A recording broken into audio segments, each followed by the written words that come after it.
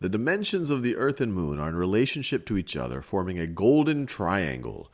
Represented by phi, the golden ratio is the only number which has the mathematical property of its square being one more than itself. And there's a whole video on phi on the Khan Academy, and I suggest you watch it. It will give you chills, and if you watch that and you do this problem here, you will have even more chills.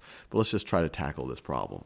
So they say that phi plus 1 is phi squared, which is neat by itself, and this is where they just write out what phi looks like. So phi is approximately 1.61803. It keeps going on and on and on. Plus 1 is going to be 1.61803 on and on squared, which is 2.61803. So it's just another way of expressing this. They tell us by applying the Pythagorean equation to this equation, a right triangle with sides phi, square root of phi, and 1 is constructed. So what are they saying? We're saying, well, look, this looks kind of like the Pythagorean equation or the Pythagorean theorem. If we make this a squared, we make this b squared, and we make this c squared, you could think about that as expressing the relationship between the sides of a right triangle, where our hypotenuse c is equal to phi, that this side, the shorter side b, is equal to 1. The square root of 1 is just 1. And the longer side, but not the longest, the longer of the two non-hypotenuse sides is going to be the square root of phi. Square root of phi. That's all they're saying with that first sentence. As shown below, and this is a little bit mind-blowing, as shown below, the radii of the Earth and Moon are in proportion to phi. So this is exciting. So if you were to take the Earth's radius, let me do this in a color you could see. If you were to take the Earth's radius, so that's this radius right over here. I keep wanting to change colors and I'm having trouble.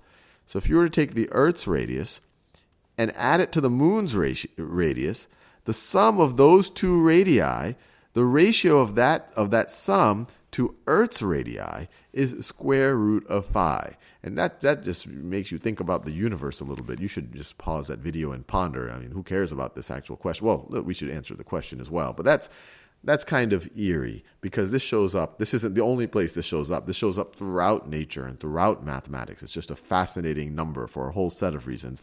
And this is just a little bit eerie. But anyway, we have a problem to do. If the radius of the Earth is 6,371 kilometers, then what is the radius of the Moon? What is the radius of the Moon?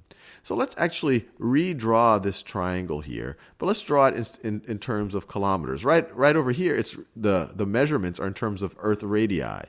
This right over here is 1 Earth radii. If this is 1 Earth radii, then the entire distance, the combined radii of the Moon and the Earth, is square root of phi Earth radii. And the hypotenuse of this triangle is phi Earth radii. So this is in terms of Earth radii. Let's redraw the triangle, and let's draw it in terms of kilometers. So let's draw it in terms of kilometers. I'll try to draw it pretty similar to that. So if we draw it in terms of kilometers, and I'm going to do a very rough drawing of it. So that's the Earth right over here. That's the Earth right over here. I'll just draw part of the Earth. I don't have to draw the whole thing. I think you get the idea. And then this is the Moon right over here. I think you get the idea. They told us that the radius of the Earth is 6,371 kilometers. Well, they also told us that this height, the height of this right triangle, is square root of phi Earth radii. So if we write it in terms of kilometers, it's going to be 6,371 times the square root of phi kilometers. Square root of phi Earth radii. So that's this entire distance right over here. Now, what they want us to figure out is the radius of the Moon. So they want to figure out this distance right over here. So let's call that r for the radius of the Moon. So how can we figure out r?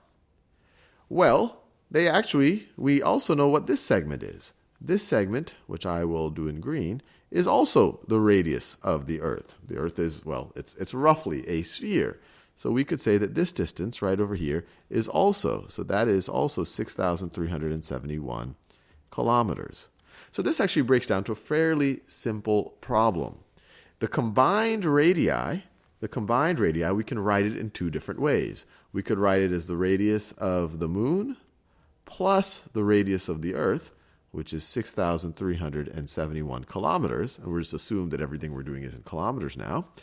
And we can write it as the combined radii as 6,371 times the square root of phi.